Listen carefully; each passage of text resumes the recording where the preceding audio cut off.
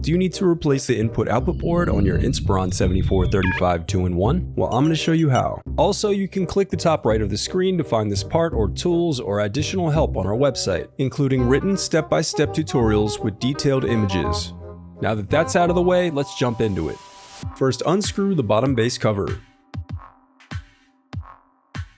Then use a plastic scribe to pry apart and remove the bottom base cover.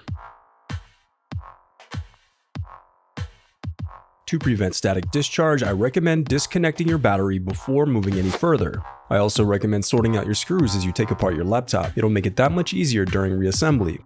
Next, unsnap the locking tabs and disconnect the input-output board cables.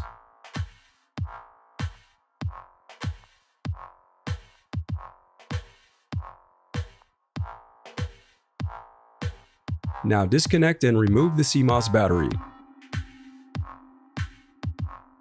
Then unscrew and lift up the left LCD hinge. Now unscrew and remove the input-output board.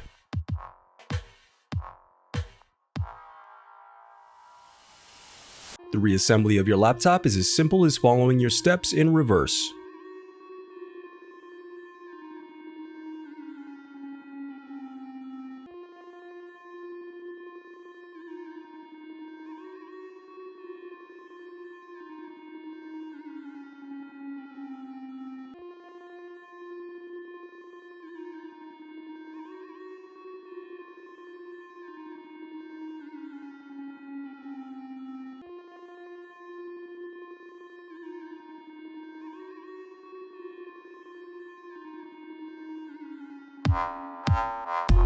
If you still need help, you can visit partspeople.com and view printable DIY instructions to help you along the way. We also have playlists of thousands of Dell tutorials for hundreds of different models, so keep checking back. Thanks for watching.